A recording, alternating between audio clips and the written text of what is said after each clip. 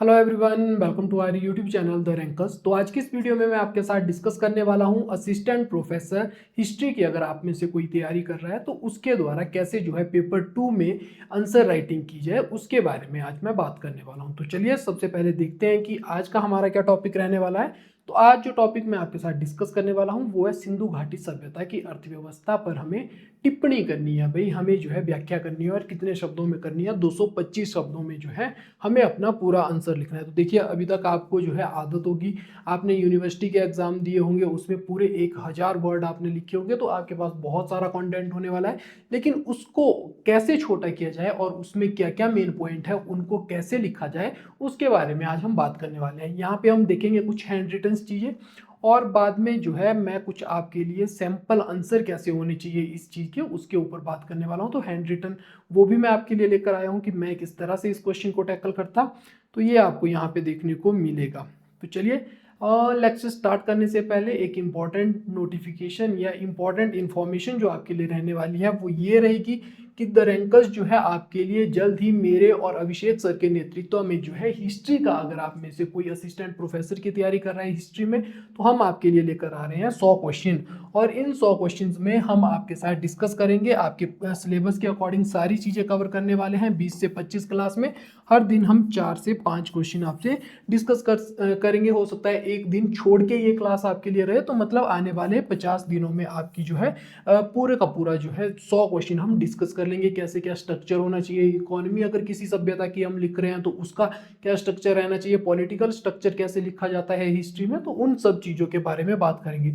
तो ये तो रही ऐप की बात, लेकिन आपके लिए जो है यूट्यूब पर भी डेली 3 बजे जो है एक क्वेश्चन हमें जो है डेली एनालाइज किया करेंगे, कैसे उसको लिखा जाएगा, कैसे उसका स्ट्रक्चर रहना चाहिए, वो यूट्यूब पर भी आपके लिए चलने वाला है। तो मैं और अभिषेक सर जो है आपके लिए ये जो है प्रोग्राम लेकर आ रहे हैं जिसमें आप अपनी आंसर राइटिंग को काफ़ी अच्छे से इम्प्रूव कर सकते हैं। तो चलिए अब देखते हैं और वापिस आते हैं कि आखिर इकोनॉमी लिखी कैसे जाती है उसके बारे में थोड़ी हम बातें करेंगे। तो चलिए सबसे पहले हम देखते हैं कि हमारा क्वेश्चन क्या है। हमारा जो क्वेश्चन रहने वाला है वो है सिंधु घाटी सभ्यता की अर्थव्यवस्था पर टिप्पणी। देखिए जब भी हम अर्थव्यवस्था की बात करते हैं तो अर्थव्यवस्था के कुछ क्षेत्रक होते हैं। थोड़ा सा अगर मैं मोटा मोटा आपको बताने की कोशिश करूं तो इकोनॉमी में हम देखते हैं कि भाई इकोनॉमी के कुछ क्या होते हैं, सेक्टर्स होते हैं। सेक्टर्स में हमें क्या देखने को मिलता है, पहला होता है प्राइमरी सेक्टर, दूसरा कौन सा होता है, दूसरा होता है सेकेंडरी, और फिर हमें देखने को मिलता है तृतीय यानी कि टर्चरी सेक्टर हमें देखने को मिलता है। तो इसमें क्या होता है, इसमें हम देखते हैं कृषि के बारे में, इसमें हम देखते हैं वानिकी के बारे में, इसमें हम देखते हैं पशुपालन से संबंधित चीज़ें, पशुपालन से संबंधित चीज़ें। और जब इस सेक्टर में अधिशेष की स्थिति आती है ना, तो ये क्या करता है, आपको देखने को मिलेगा कि इस सेक्टर को, जो द्वितीय क्षेत्र है यानी कि जो उद्योगों वाला क्षेत्र है, उसको क्या करने वाला है, ये बूस्ट करने वाला है ये सरप्लस। और जब यहाँ पे सरप्लस सही से होगा तो आपको देखने को मिलेगा, क्योंकि हम सिंधु घाटी सभ्यता के जो है आपको देखने को मिलेगा कि उसकी अर्थव्यवस्था की बात कर रहे हैं, तो हम तृतीय सेक्टर ना पढ़ के यहाँ पे व्यापार को देखेंगे कि वो क्या करेगा, व्यापार को एक तरह से बूस्ट करता हुआ आपको दिखाई देगा। जब उद्योगों में सरप्लस प्रोडक्शन होगा उससे क्या होगा, व्यापार से आप देखोगे कि समृद्धि आने वाली है। भाई पैसा मिलेगा लोगों को, पैसा मिलेगा, लोगों की जो जीवन शैली है वो परिवर्तित होने वाली है, जीवन शैली परिवर्तित होने वाली है। और इसके बाद अगर मैं बात करूं तो आपको देखने को मिलेगा कि जब पैसा ज़्यादा होगा, सारी चीज़ें होगी, तो सुख सुविधाएं भी बेहतर होने लगेगी। एक प्रकार से ग्रामीण सभ्यता के स्थान पर नगरीय सभ्यता उत्पन्न होती हुई आपको दिखाई देगी। तो ये रहता है इकोनॉमी का। तो यहाँ पे अर्थव्यवस्था पर टिप्पणी पूछा है तो आपको देखने को मिलेगा कि अर्थव्यवस्था का जो स्ट्रक्चर रहता है वो कुछ इस प्रकार से हम अपना क्वेश्चन टैकल करने वाले हैं। अब कैसे करेंगे उसके बारे में बात करते हैं। सबसे पहले बात करते हैं सिंधु घाटी सभ्यता की अर्थव्यवस्था पर टिप्पणी कीजिए। तो देखिए सिंधु घाटी सभ्यता की अर्थव्यवस्था पर अगर मैं टिप्पणी की बात करूं तो आपको पहले क्या सीखना पड़ेगा कि इस क्वेश्चन को कैसे लिखा जाएगा। तो इस क्वेश्चन में हम क्या लिखने वाले हैं, 3 पार्ट्स में बांटेंगे। एक में इंट्रो लिखेंगे, एक जो है इसका बॉडी पार्ट रहेगा, और एक आपको देखने को मिलेगा कि हम कंक्लूजन लिखेंगे। तो सबसे पहले बात करते हैं कि इंट्रो में आखिर क्या लिखा जाता है। तो इंट्रो में आपको देखने को मिलेगा कुछ चीज़ें जो हमने पहले से पढ़ रखी है उसको बात करते हैं। तो यहाँ पे आपको पता है कि ये क्या है, ये हमारा भारत का मैप रहने वाला है। और इस क्षेत्र में आपको देखने को मिलेगा कि आज से 4500 वर्ष पहले यहाँ पर क्या थी, एक सभ्यता थी जिसका नाम था इंडस वैली सिविलाइजेशन, यानी कि वर्तमान के भारत के पश्चिमोत्तर और पाकिस्तान के क्षेत्र में हमें एक सभ्यता फलती फूलती दिखाई देती है।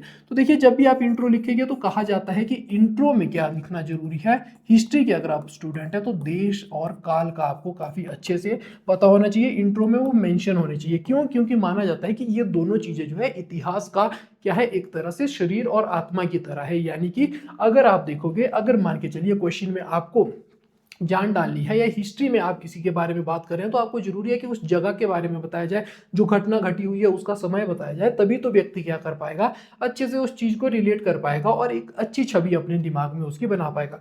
तो देश की बात की जाए तो कौन सा देखने को मिलेगा, तो भारत का या भारतीय उपमहाद्वीप का हमें पश्चिमोत्तर प्रांत देखने को मिलेगा। भारतीय उपमहाद्वीप में कहाँ पे, पश्चिम वाले इलाके में हमें देखने को मिल रही है ये सभ्यता। तो ये हमारा देश रहेगा। इसके अलावा अगर काल की बात करें तो आज से आपको देखने को मिलेगा 4500 वर्ष पूर्व, यानी कि 2500 बीसी से लेकर 1750 बीसी के बीच में हमें इसका समय देखने को मिलता है। तो ध्यान रखिएगा, ये हम सिर्फ परिपक्वता वाली स्टेज पढ़ेंगे जहाँ पे सारी चीजें जो है अपने पराकाष्ठा पर थी, ना कि पहले से कि जब जो वो आपको देखने को मिलेगा सिंधु घाटी सभ्यता जो है ग्रामीण सभ्यता के रूप में धीरे धीरे उभरना शुरू हुई, उसके बारे में भी नहीं पढ़ेंगे। इसके बाद जो पतन शुरू हुआ उसके बारे में भी बात यहाँ पे नहीं हो रही है। केवल जो सिंधु घाटी सभ्यता का तीसरा चरण परिपक्वता की जो स्टेज रहती है उसके बारे में हम यहाँ पे बात करेंगे। इसके अलावा कुछ और विशेषताएं आपको पता है इसके बारे में, कांस्य युगीन सभ्यता। देखिए, आपने सारी चीजें पढ़ रखी है, लेकिन यहाँ पे बात क्या है कि कैसे वो लिखते हैं, क्योंकि ये सारी चीजें आपको पता है पहले से ही। इसके अलावा अगर बात करूँ तो आपको एक और चीज इसके बारे में क्या पता होगी, इसके बारे में आपको पता होगा कि इतना लाख स्क्वायर किलोमीटर जो है इसका एरिया रहने वाला है, ये भी आपको पता होगा। 12,09,000 मीटर या 99,000 मीटर के आसपास आपको इसका वर्ग जो क्षेत्रफल है वो देखने को मिलता है। इसके अलावा अगर बात करूं तो यही सभ्यता क्या करेगी, यही सभ्यता यहाँ पे आपको देखने को मिलेगा, इसकी अर्थव्यवस्था में कृषि अधिशेष होगा, कृषि अधिशेष होगा। इसकी अर्थव्यवस्था में आपको देखने को मिलेगा कि बेहतर या उन्नत हस्तशिल्प आपको इसका देखने को मिलेगा, उन्नत हस्तशिल्प रहेंगे, यानी कि उद्योग आपको इसका सही से देखने को मिलेगा। इसके अलावा बात करें तो इसका जो व्यापार है वो काफी ज्यादा विकसित रहने वाला है। व्यापार जो है सुदूर क्षेत्रों तक फैला हुआ था, तो दूर के क्षेत्रों तक आपको इसका व्यापार फैलता हुआ दिखाई देगा। इससे क्या हुआ भाई, इससे हुई जीवन शैली बेहतर, इससे जीवन शैली बेहतर हुई। इसके अलावा अगर बात करूं तो इससे क्या आपको देखने को मिलेगा, इससे नगरीकरण भारत की भूमि पर पहली बार हमें देखने को मिलेगा। और इसके अलावा बात करूं तो लोगों ने ऐशो आराम की जिंदगी यहाँ पे जीना शुरू की, यानी कि भौतिकतावाद जो है वो यहाँ पे आता हुआ आपको दिखाई देगा। तो ये चीजें हमें देखनी है। तो चलिए अब थोड़ा सा जो है जो मैं लिख कर लाया हूँ उसके बारे में देख लेते हैं कि आखिर मैंने इंट्रो को कैसे एड्रेस इसमें किया है, उसके बारे में हम थोड़ी सी चीजें डिस्कस कर लेते हैं। तो यहाँ पे अगर बात किया जाए तो आप देख पा रहे होंगे सिंधु घाटी सभ्यता पर टिप्पणी करें, और इसके लिए मैंने 2-3 इंट्रो तैयार किया है, जो कंटेंट वही रहेगा जो मैंने आपके साथ डिस्कस किया यहाँ पे, लेकिन उसमें भी आप देख सकते हैं कि कैसे घुमाया गया है उसको और कैसे जो है चीजें आपको देखने को मिल रही है। तो पहली भूमिका की बात करूँ, सिंधु घाटी सभ्यता भारतीय उपमहाद्वीप के पश्चिमोत्तर क्षेत्र में, तो ये क्या रह गया अपना, ये आ गया अपना देश, भाई जगह की बात हो गई। ये काल आ गया 2500 से लेकर 750 बीसी के मध्य 12 लाख वर्ग किलोमीटर के क्षेत्रफल में फैली सभ्यता अपनी आर्थिक समृद्धि को, तो जो क्वेश्चन अर्थव्यवस्था वाला था उसके लिंक यहाँ पे जुड़े गए। तो हमारी इंट्रो कैसी होनी चाहिए, तो आपको मिलेगा देखने को कि हमारी इंट्रो होनी चाहिए जो क्वेश्चन को क्या करे, ओपन करे। तो यहाँ पे आपको ये देखने को मिलेगा कि क्वेश्चन ओपन कर दिया गया, अपनी संपन्नता के लिए जो है विश्वविख्यात थी। तो पहला इंट्रो आपके लिए ये रहने वाला है। दूसरे की अगर बात करूं तो दूसरा कौन सा रहेगा, दूसरा यही आपको देखने को मिलेगा, बस लिखा अलग तरीके से गया है। 4500 वर्ष पूर्व भारत के पश्चिमोत्तर इलाके की उन्नत कृषि, हस्तशिल्प तथा सुव्यवस्थित व्यापार कीजिएगा। यहाँ पे सुव्यवस्थित व्यापार ने भारत में प्रथम नगरीकरण को प्रोत्साहित किया। हालांकि थोड़ा सा ये क्लोज कर रहा है चीजों को, क्योंकि हम देखेंगे ये वाला इंट्रो क्वेश्चन ओपन करने की जगह प्रथम नगरीकरण यानी कि इसका रिजल्ट पहले बता रहा है, तो ये थोड़ा सा मतलब ऐसा होगा कि हाँ यहाँ पे क्लोज होने का, क्वेश्चन क्लोज होने की थोड़ी सी फीलिंग आ रही है, लेकिन ऐसा नहीं है, ये भी चल पड़ेगा। तो इतना आपको नहीं सोचना है, लेकिन हाँ अगर आपको क्वेश्चन लिखना है तो यहाँ पे प्रथम जो बाद के रिजल्ट है उनको इंट्रो में लिखना जरूरी नहीं है। आगे बात करूँ तीसरे इंट्रो की, तो तीसरा इंट्रो आपको देखने को मिलेगा यहाँ पे वही है कि देश लिखा गया है लेकिन अलग तरीके से लिखा गया है। भारत पाकिस्तान सीमा क्षेत्र में, सीमा क्षेत्र की अगर बात करूं तो कौन सा सीमा क्षेत्र, तो यहाँ पे आपको पाकिस्तान देखने को मिलेगा वर्तमान का। और इसी क्षेत्र में तो हमारी आईबीसी थी उस समय की। विस्तृत कांस्य युगीन सभ्यता की आर्थिक समृद्धि ने उसे लगभग 750 वर्षों तक तो उपदेश के काल को समकालीन सभ्यताओं में सर्वोपरि रखा, यानी कि मेसोपोटामिया और तत्कालीन समय की जो अन्य हमें क्या देखने को मिलती है, सभ्यताएं देखने को मिलती है, उनसे क्यों आगे थी ये सभ्यता, उसके बारे में यहाँ पे बात हो रही है। तो चलिए अब देखते हैं दूसरा फिर से कि हम क्या पढ़ने वाले हैं। तो हम देखने वाले हैं कि कैसे अर्थव्यवस्था में विकास हुआ और अर्थव्यवस्था की चीजें। तो देखिए अर्थव्यवस्था में सबसे पहले हम क्या देखने वाले हैं, अर्थव्यवस्था में उन्नति हुई। तो उन्नत अर्थव्यवस्था की यहाँ पे बात होगी। तो सबसे पहले हम क्या देखने वाले हैं, यहाँ पे हम बात करने वाले हैं कृषि के बारे में। तो यहाँ पे हुआ कृषि का विकास, यानी कि कृषि अधिशेष हमें इस अर्थव्यवस्था में देखने को मिलता है। हमारा पहला यही पॉइंट है। लेकिन अब आप सोचोगे कि कैसे लिखा जाए यहाँ पे आंसर, तो कुछ नहीं है, आपने सबने पढ़ा हुआ है कि मोहनजोदड़ो जो है भाई वो किस नदी के किनारे है, वो सिंधु नदी के किनारे है, आप सबको पता है। इसके अलावा बात करूं हड़प्पा किस नदी के किनारे है, रावी नदी के किनारे है, ये आपने पढ़ रखा है, बस पॉइंट इसी में से आएगा। ये क्या है, तो इसका मतलब है कि सभ्यता जो है नदियों के किनारे अपने पैर पसार रही है। तो ये आपको यहाँ पे पता होना चाहिए कि सभ्यता क्या कर रही है, नदियों के किनारे अपने पैर पसार रही है। और हड़प्पा जो है जिसमें मोहनजोदड़ो सिंधु के किनारे, हड़प्पा रावी के किनारे। तो यहाँ क्या होता है, अब भारतीय महाद्वीप पे आपको जो उपमहाद्वीप है उसमें आपको मानसून देखने को मिलेगी। मानसून से क्या होगा भाई, हर साल बाढ़ आएगी। बाढ़ अपने साथ क्या करने वाली है, नई मिट्टी लाने वाली है। और नई मिट्टी क्या करेगी, उपजाऊ होगी। उपजाऊ होने से क्या होगा, जो फसल है उसका उत्पादन बेहतर होगा। और फसल का उत्पादन जब आपको बेहतर देखने को मिलेगा तो इससे क्या होने वाला है, कृषि अधिशेष होने वाला है। तो ये सारा क्या हमारे काम की चीज है, तो जी नहीं, ये बिल्कुल भी हमारे काम की चीज नहीं है। हमारे काम का एक ही पॉइंट है यहाँ पे कि नदियों के किनारे बसे होने के कारण, नदियों के किनारे इसकी क्या है, अवस्थिति है। तो पहला पॉइंट आप ये यहाँ पे ध्यान रखेंगे कि नदियों के किनारे इसकी अवस्थिति। आगे मैं बताऊंगा कि किस तरह से जो है चीजें हमने देखी और कैसे उनको पुट करना है। तो ये आपको यहाँ पे नोट करना है। इसके अलावा दूसरे पॉइंट की अगर मैं बात करूँ यहाँ पे, अच्छा और यहाँ पे ध्यान रखिएगा, ये चीजें मैं अपनी ओर से नहीं बोल रहा कि भाई ऐसे कनेक्टिविटी बैठती है, बाकायदा इसमें आपको देखने को मिलेगा ब्रिजेट और जो रेमंड ऑल्चिन है उनकी किताब है the rise of civilisation in India और पाकिस्तान। तो उसमें आपको देखने को मिलेगा कि उन्होंने कहा है कि भाई जैसे जैसे उपजाऊ मिट्टी आती गई, फसल अधिशेष होता गया। तो ये चीजें आपको यहाँ पे देखने को मिलेगी। और ये हमारा पहला पॉइंट हो गया जो हमारे लिखने लायक बना। दूसरा बात करूँ तो आपको यहाँ पे देखने को मिलेगा फसल विविधीकरण। फसल विविधीकरण उसमें जैसे कि मैं बात करूँ, आपको पता होगा लोथल में हमें क्या देखने को मिलता है, बाजरा, चावल के अवशेष देखने को मिल रहे हैं। तो इसका मतलब क्या है, इसका मतलब है कि फसल को क्या किया जा रहा है, विविधीकरण, यानी कि अनेकता विभिन्नता लाई जा रही है, उसमें विविधीकरण किया जा रहा है। तो फसल का जब विविधीकरण होगा उससे क्या होगा, उससे ये होगा कि जो पोषक तत्व है वो डिसबैलेंस नहीं होंगे, उनमें असंतुलन नहीं आएगा। क्यों, क्योंकि अगर एक ही फसल आप उगाते रहे, धान ही लगाते जा रहे हैं, तो जो धान के लिए न्यूट्रिएंट आवश्यक था वो आप देखोगे कि एक समय के बाद उसकी कमी होना वहां पे शुरू हो जाएगी।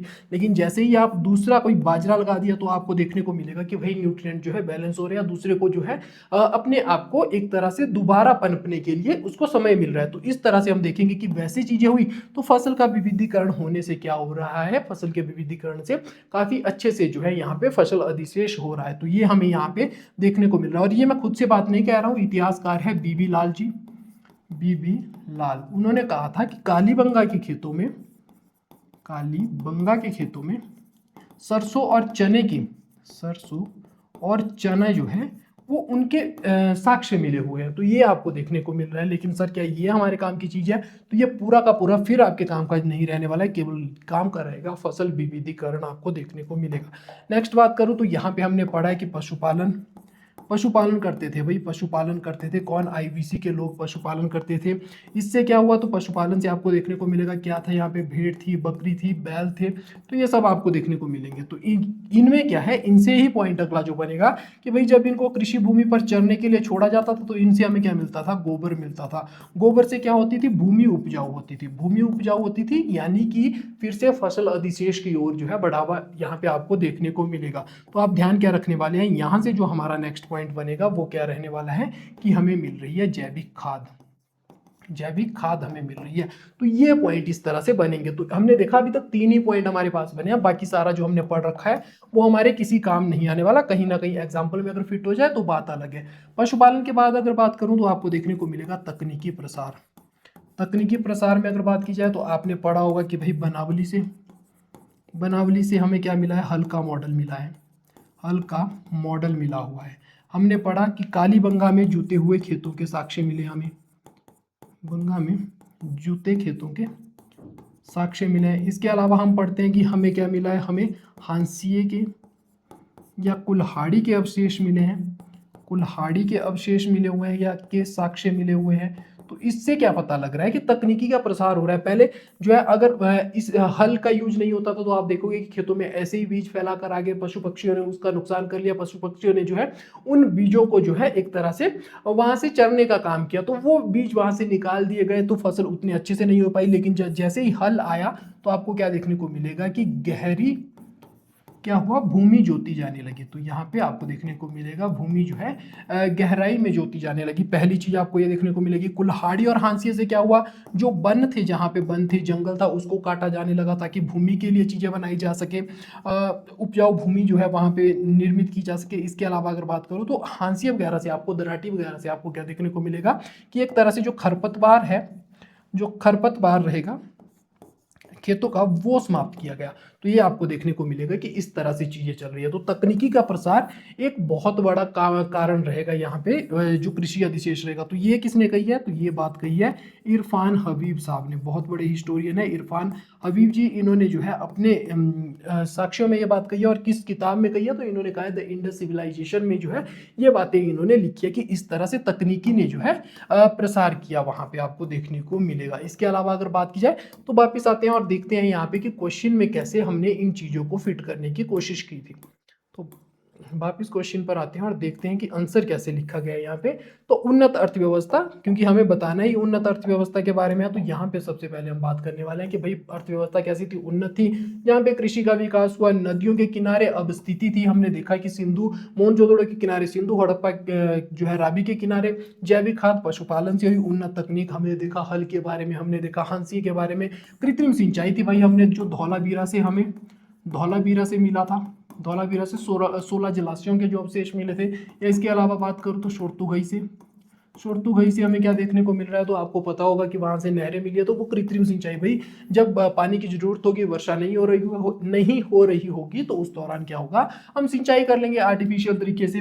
फसल का विविधीकरण होगा, डाइवर्सिफिकेशन ऑफ क्रॉप होगा, जिसमें मैंने देखा कि बीबीलाल जी ने जो है चना और सरसों के अवशेष बताया। तो इससे सबसे क्या हो रहा है, कृषि अधिशेष आपको देखने को मिल रहा है हड़प्पा।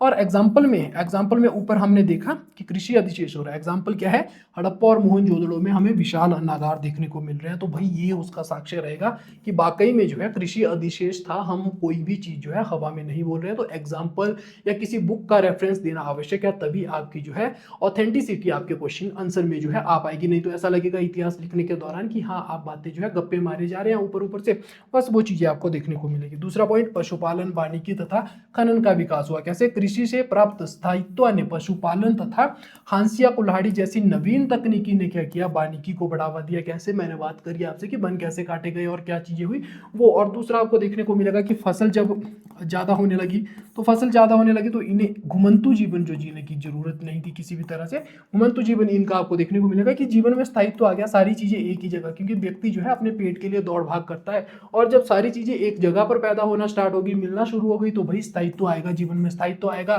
तो पशुपालन होना भी आपको देखने को मिलेगा कि अच्छे से चीजें बढ़ती हुई आपको दिखाई देगी। आगे बात करते हैं। तो आगे जो हमारा रहने वाला है, और यहाँ पे अगर बात करूँ तो ये हमें कहाँ देखने को मिल रहा है, ये हमें इसके साक्ष्य the Indus civilisation, Irfan Habib जी की किताब रहने वाली है। इसमें ये सारी चीजें बताई गई है कि कैसे जो है चीजें हो रही है। तो ये रेफरेंस देना जरूरी है। नेक्स्ट अगर बात करूँ तो उद्योगों का विकास। तो उद्योगों के विकास का पॉइंट समझ लेते हैं कि कैसे उसकी कनेक्टिविटी यहाँ पे जोड़ी गई है। तो उद्योगों के विकास की अगर मैं बात करूं तो आपको यहाँ पे देखने को मिलेगा कि भाई उद्योगों का विकास हुआ। उद्योगों का विकास हुआ कैसे, पता, उद्योगों का विकास। तो यहाँ पे एक एक पॉइंट की अगर मैं बात करूं तो आपको पता है क्या क्या पता है आपको। एक तो मोहनजोदड़ो से हमें मिली है कांस्य नर्तकी। कांस्य की नर्तकी मिली है, नर्तकी की मूर्ति हमें मिली हुई है, पहली बात। दूसरा, मोहनजोदड़ो से ये आपको पता होगा एक श्रृंगी बैल यूनिकॉर्न की जो है मूर्ति मिली हुई है, एक श्रृंगी बैल की मोहरें मिली हुई है, तो मोहरें आपको देखने को मिलेगा। इसके अलावा बात करूँ तो हड़प्पा से हमें क्या देखने को मिलता है, हड़प्पा से हमें मिला हुआ है, अगर मैं बात करूँ तो यहाँ पे प्राकृतिक और जयमितिया डिजाइन पर, जयमितिया डिजाइन आधारित हमें देखने को मिलेगा कि अलंकृत जो मृद भांड है यानी कि पॉटरी है वो हमें मिली है। तो हमें क्या देखने को मिल रहा है, मृद भांड यहाँ पे देखने को मिल रहे हैं, तो ये आपको यहाँ पे देखने को मिलेगा। इसके अलावा अगर बात करूँ तो हमें पता है कि भाई यहाँ पे कपास उत्पादन होता था, कपास उत्पादन होता था, ये चीज़ हम जानते हैं। इसके अलावा बात करूँ तो हमें मनके के कारखाने मिले हैं, मनके के कारखाने मिले हैं, तो ये सारी चीज़ें हमें यहाँ पे देखने को मिलेगी। ये सारी आपने पढ़ रखी है, लेकिन पॉइंट यहाँ पे कौन सा काम का है तो आपको देखने को मिलेगा। कांस्य की नर्तकी क्या बता रही है कि भाई यहाँ पे जो धातु शोधन की प्रक्रिया थी, धातु शोधन जो उद्योग था वो काफ़ी ज़्यादा आपको एक तरह से फलता फूलता दिखाई देगा, काफ़ी ज़्यादा परिपक्व दिखाई देगा, क्योंकि उन्होंने क्या किया था, टिन प्लस तांबे को मिलाकर कांसा बनाना सीख लिया था। तो ये बड़ा पॉइंट आपको यहाँ पे देखने को मिल रहा है, ये काम का नहीं है, ये काम का है। फिर आपको मोहरे, एक श्रृंगी बैल की मोहरे देखने को मिल रही है, तो इसका भी आपको क्या पता लगेगा कि भाई यहाँ पे जो मोहर उद्योग है वो भी अपने अस्तित्व पर था या अपने चरम पर आपको यहाँ पे देखने को मिलेगा। प्राकृतिक और जो जैमितीय डिजाइन वाले मृद भांड है वो भी अच्छे, तो भाई यहाँ पे बर्तन का उद्योग है वो भी अच्छे से चल रहा है। कपास के उत्पादन से क्या हुआ, प्लस यहाँ पे तकलियां आपको देखने को मिलेगी, तकलियां जो है, तकलियों का निर्माण होना शुरू हुआ, तो उससे अच्छे वस्त्र बनाना शुरू हुए, तो वस्त्र धागा वगैरह बनना शुरू हुआ, तो वस्त्र उद्योग भी अपने चरम पर था। मनके से क्या हुआ, आभूषण बनना शुरू हुआ, जिनका हमने निर्यात करना शुरू किया। तो ये जब यहाँ पे अधिशेष होने लगेगा तो आप देखोगे निर्यात को बढ़ावा मिलने वाला है। तो चलिए देखते हैं, और ये सारी बातें मैं अपने से नहीं बोल रहा, ये सारी बातें कहाँ पे है, आपको एक इतिहासकार देखने को मिलेंगे, श्रीन रत्नाकर, श्रीन रत्नाकर साहब आपको एक इतिहासकार देखने को मिलेंगे, और उनकी किताब रहने वाली है ट्रेडिंग एनकाउंटर, ट्रेडिंग एनकाउंटर आपको देखने को मिलेगी। तो इस किताब में जो है उन्होंने ये सारी बातें लिखी हुई है कि जो उद्योग थे वो हड़प्पा के क्या थे, हड़प्पा की एक तरह से रीढ़ थी, और उन्होंने ही क्या किया, उन उद्योगों ने ही हड़प्पा में जो है उद्योगों का इस तरह से विकास हुआ। और इसके अलावा गैरी पोसेल आपको देखने को मिलेंगे, ग्रेगरी पोसेल साहब, उन्होंने बोला कि कच्चा जो माल है उसने भी क्या किया, उद्योगों को बूस्ट करा, और उद्योगों ने जो है अधिशेष प्रोडक्शन करना यानी कि सरप्लस प्रोडक्शन करना शुरू किया, और उस वजह से क्या हुआ, तो उस वजह से जो है निर्यात को बढ़ावा मिला। यही आपको यहाँ पे देखने को मिलेगा। तो यहाँ पे बात करते हैं कि हमने उद्योगों में अभी तक क्या पढ़ा, तो उद्योग वाला पॉइंट कैसे लिखा गया उसके बारे में अब हम बात करेंगे। तो यहाँ पे उद्योग वाला पॉइंट जो लिखा गया है वो इस तरह से लिखा गया है कि उद्योगों का विकास हुआ, जिसमें हम क्या बात कर रहे हैं, जिसमें हमने बात की उद्योगों ने इस सभ्यता, उद्योग जो है इस सभ्यता की रीढ़ थे, जहाँ कृषि अधिशेष, हस्तशिल्प और निर्माण तकनीकी ने सभ्यता के उद्योगों को समकालीन सभ्यता से आगे कर दिया था। तो ये हमें देखने को मिलता है। एग्जाम्पल के तौर पर कौन कौन से उद्योग है, वस्त्र उद्योग है, धातु उद्योग है, मृत भांड उद्योग है। तो जो हमने अभी तक पढ़ा था वो सारा यहाँ पर काम आया, ऊपर जो मेन बॉडी थी वो आपको कनेक्टिविटी से ही पता चल पाएगी। तो ये हमें सीखना है कि कैसे जो है ये वाली चीजें लिखी जाती है। आगे बात करते हैं, तो आगे आपको देखने को मिलेगा यहाँ पे एक और चीज। देखिए, अर्थव्यवस्था में एक बहुत इंपॉर्टेंट चीज होती है विश्वास, ट्रस्ट जो है बिल्ड करना बहुत इंपॉर्टेंट होता है। मान के चलिए आपसे मैंने पैसे लिए, लेकिन मैं जो है 2-4 दिन बाद उस बात को भूल गया, लेकिन आपको याद है, और मैंने जो है बात को इस तरह से भूला कि मुझे वो दूसरी बार याद ही नहीं आई कभी बात। तो इस तरह से आप देखोगे कि हम दोनों के बीच में लड़ाई झगड़े होने स्टार्ट होंगे, ऐसा कुछ ना हो। इसलिए आवश्यक होता है कि अर्थव्यवस्था में क्या हो, लिपि हो। अगर आपने किसी को जो है कोई चीज़ दे रखी है तो आप स्क्रिप्ट कर दो, उसके साइन वहाँ पे ले लो कि भाई लिख ले यहाँ पे, कल को जब तू अगर भूल गया तो मैं याद दिला दूँ तुझे। तो वो लिपि हमें यहाँ पे देखने को मिलेगी। इसके अलावा अगर आप मान के चलिए बाजार गए, एक बार जो है दुकानदार ने आपको 2 किलो चीनी केवल अंदाजे से दे दी, लेकिन दूसरी बार जो है अंदाजा लगा रहा है केवल 500 ग्राम ही चीनी आपको दी, तो आपको लगेगा कि यार पिछली बार तो ज्यादा मिली थी। तो उससे भी लड़ाई झगड़े होने स्टार्ट होंगे, और जो आर्थिक विकास है वो अवरुद्ध होता हुआ आपको दिखाई देगा। तो जब आर्थिक विकास नहीं होगा तो अर्थव्यवस्था कहाँ से उन्नति करने वाली है। तो इसीलिए जरूरी होता है कि अर्थव्यवस्था में क्या हो, लिपि हो, अर्थव्यवस्था में क्या हो, बांट माप आपको देखने को मिले, वो चीजें हमें देखने को मिलती है। तो यहाँ पे आप देखोगे कि 16 के गुणज में हमें क्या देखने को मिल रहे हैं, बांट माप और चित्राक्षर लिपि के विकास ने अर्थव्यवस्था अर्थव्यवस्था में विश्वास को बढ़ावा दिया। तो ये हमें इंपॉर्टेंट पॉइंट यहाँ पे देखने को मिलेगा।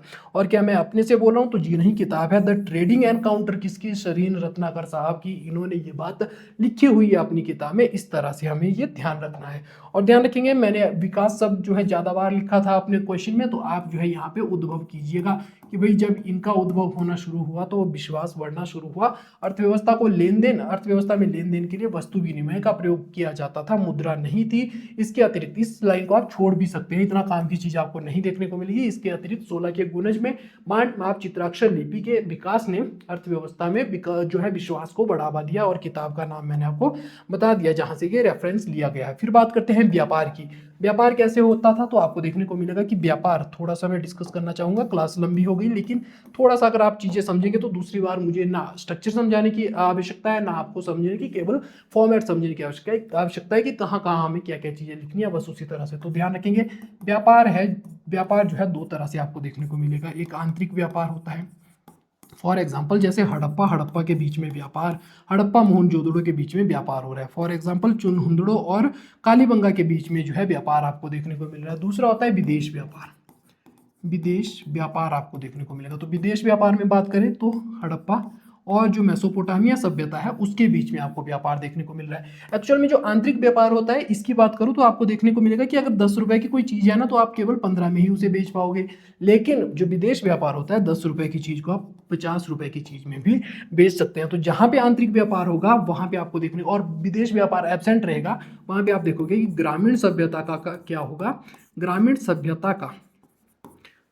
सभ्यता का जो है उद्भव होने वाला है। ग्रामीण सभ्यता ही रहेगी, क्योंकि केवल ये सिर्फ जरूरतों को पूरा करने वाला व्यापार होता है। लेकिन जहां पे अगर अधिशेष की बात की जाए व्यापार में, तो वो कौन सा रहेगा? विदेश व्यापार आपको देखने को मिलेगा। विदेश व्यापार ही क्या करेगा? तो विदेश व्यापार ही आपको लाभ कमा कर देगा। और यहाँ पे सभ्यता कैसी होगी? नगरीय सभ्यता आपको देखने को मिलेगी।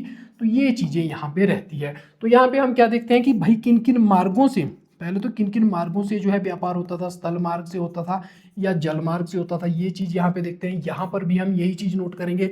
इसके अलावा किन किन वस्तुओं का व्यापार होता था, किन किन वस्तुओं का व्यापार होता था। यहाँ पर हम देखेंगे कि भाई हम कहाँ से आयात कर रहे थे और कहाँ को हम निर्यात कर रहे थे। जैसे आपको पता होगा कि लार्ज बर्थ हम जो है मेसोपोटामिया से लेते थे टीन, और जो टीन है वो हम अफगानिस्तान और ईरान से लेते थे। तो वो सारी चीज़ें हम विदेश व्यापार के अंतर्गत रखने वाले हैं।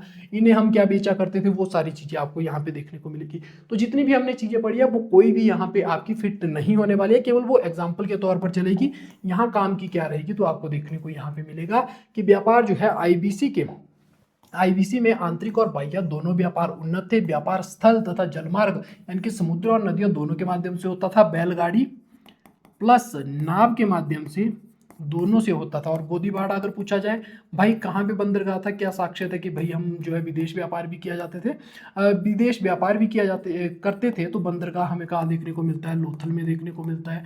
बंदरगाह नगर था ये। तो ये सारी चीजें आपको देखने को मिलेगी। इस तरह से जो है चीजें चलती हुई आपको दिखाई देगी। आंतरिक व्यापार का क्या होता है? तो हड़प्पा और मोहनजोदड़ो के बीच में हुआ। बाह्य व्यापार आपको देखने को मिलेगा कि सिंधु और मेसोपोटामिया के बीच में हो रहा है। साक्ष्य क्या है? तो मेसोपोटामिया के शहरों से हमें हड़प्पा कालीन मोहरों की प्राप्ति हुई है। ये आपको यहाँ पे देखने को मिलेगा, इंपॉर्टेंट जो चीज रहने वाली है।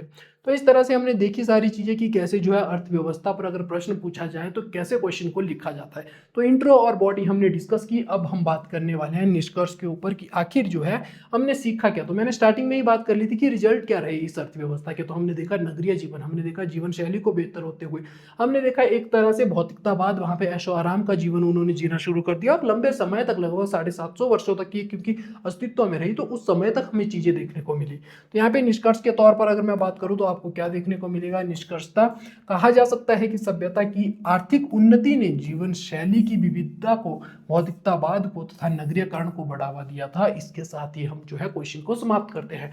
तो एक निष्कर्ष आप ये लिख सकते हैं। दूसरा, सिंधु घाटी सभ्यता की मजबूत अर्थव्यवस्था ने भारत में प्रथम नगरीयकरण को बढ़ावा दिया। तो एक आपका ये जो है आपको देखने को मिलेगा कि एक ये कंक्लूजन आपका हो सकता है। तो इस तरह से जो है हिस्ट्री में अगर आप लिख रहे हैं तो इस तरह से आंसर राइटिंग की जाती है। आई होप आपको जो है सारी चीज़ें पता चली होगी। और एक बार फिर जो है मैं आपको बताना चाहूँगा कि हमारा जो आंसर राइटिंग प्रोग्राम है वो शुरू हो जाएगा लगभग 22 या 23 जुलाई के आसपास हम शुरू करेंगे, और कोशिश करेंगे कि अगस्त लास्ट तक पूरी तरह से खत्म हो जाए। 1 या 2 दिनों के भीतर एक क्लास आपके लिए रखी जाएगी जिसमें हम आपके साथ 100 क्वेश्चन डिस्कस करेंगे। 20 से 25 क्लास आपकी लगने वाली है और मैं और मेरे साथ अभिषेक सर जो है आपके साथ ये पूरा डिस्कस करने वाले हैं 100 के 100 क्वेश्चन की हिंदी माध्यम में हिस्ट्री में कैसे जो है चीज़ें लिखी जाती है। बात करें यूट्यूब के लिए क्या है, तो यूट्यूब के लिए आपको देखने को मिलेगा कि डेली हम एक टेस्ट जो है एक क्वेश्चन जो है एनालाइज करने वाले हैं और आपको देखने को मिलेगा कि काफ़ी डेप्थ में जो है मंडे टू सैटरडे हम डिस्कस करेंगे और डेली 3 PM पे आपके लिए ये क्लास रहने वाली है। तो अगर आपने अभी तक हमारी ऐप को डाउनलोड नहीं किया है तो ऐप पर भी आप आ सकते हैं और चैनल को सब्सक्राइब नहीं किया है तो चैनल को भी सब्सक्राइब कीजिएगा और प्लीज़ जो है हमारे कंटेंट को शेयर भी कीजिए, क्योंकि इतनी मेहनत लगती है इसके लिए और अगर जब चीज़ें शेयर नहीं होती, जब हमें भी मोटिवेशन की आवश्यकता होती है, तो थोड़ा आप अपनी एंड से कोशिश करेंगे तो बूस्ट किया जा सकता है चीज़ों को। मेरा मोटिवेशन भी बना रहेगा और मैं भी जो है अच्छे से आपके लिए कंटेंट लेकर आता रहूँगा। तो ये चीज़ आपको यहाँ पे देखने को मिलेगी। QR कोड से आप जो है ऐप को डाउनलोड कर सकते हैं। तो आज की क्लास हम यहीं तक रखेंगे। आई होप आपको क्लास अच्छी लगी होगी। Thank you so much, bye.